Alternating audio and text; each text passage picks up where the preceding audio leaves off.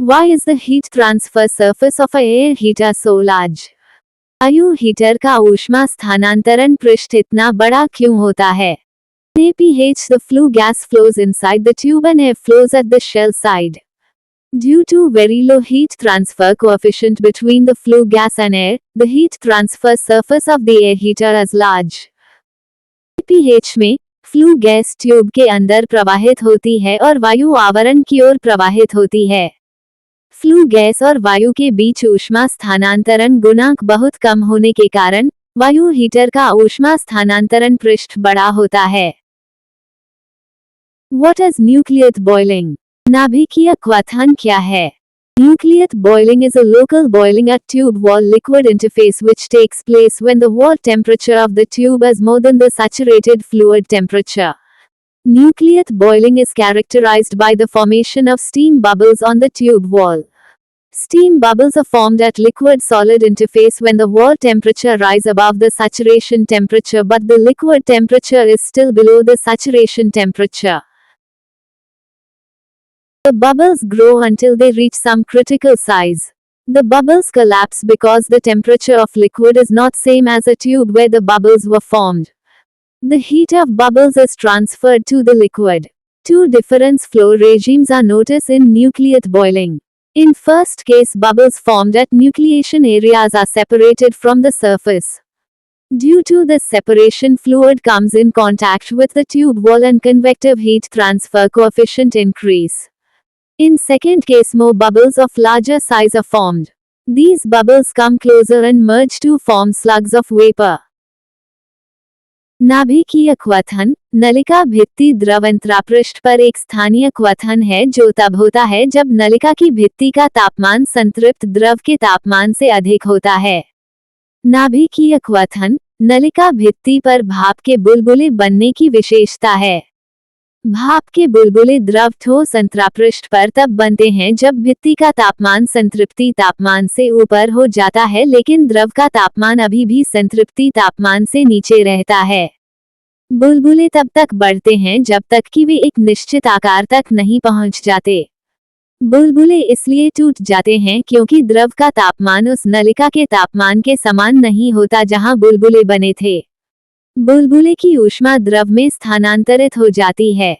नाभिकीय क्वथन में दो भिन्न प्रवाह व्यवस्थाएं देखी जाती हैं।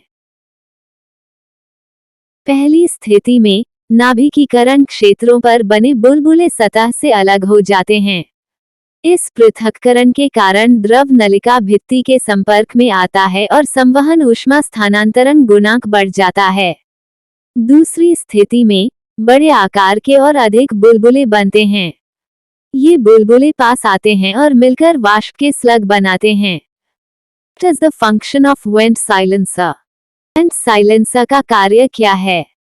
The function of a vent silencer is to release large quantity of steam from high pressure to the atmosphere and reduce high level of noise generated. The steam enters through the diffuser and passes through the annular space between the acoustic packing where the sound energy is absorbed.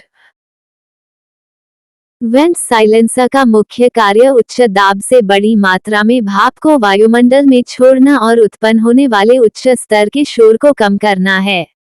भाप diffuser से होकर प्रवेश करती है और ध्वनिक packing के बीच वलयाकार स्थान से होकर गुजरती है जहां ध्वनि ऊर्जा अवशोषित होती है। What is the permissible limit of SPM? SPM की अनुमेय सीमा क्या है? Maximum permissible limit of suspended particulate matter SPM is 50 mg प्रति Newton metre 3 after ESP. SP के बाद निलंबित कणिकीय पदार्थ SPM की अधिकतम अनुमेय सीमा 50 μg M3 है। What are the main uses of fly ash? Fly ash के मुख्य उपयोग क्या हैं? The geotechnical property of ash is suitable for fill and embankment construction.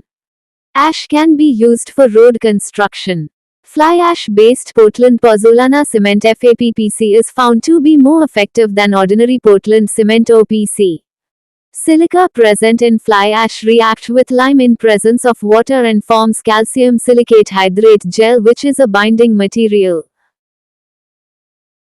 While preparing cement, concrete or mortar, up to 35% of fly ash can be used. It improves the strength, workability and reduce the cost. It is used for manufacturing construction purposes, manufacturing of wood substitute, door panels, partition panel, tiles, granite, blocks etc. Ash may be used to fill up the mining area from where coal is mined. राख का भू-तकनीकी गुण भराव और तटबंध निर्माण के लिए उपयुक्त है। राख का उपयोग सड़क निर्माण में किया जा सकता है।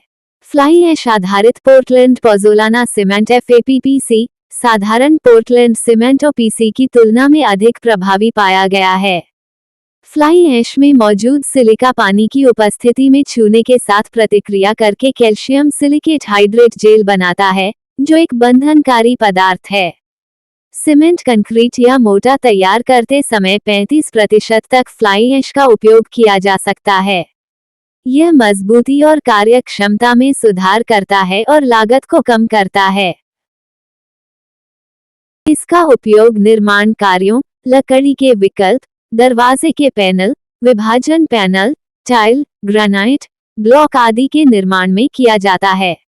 राख का उपयोग उस खनन क्षेत्र को भरने के लिए किया जा सकता है जहां से कोयला खनन किया जाता है।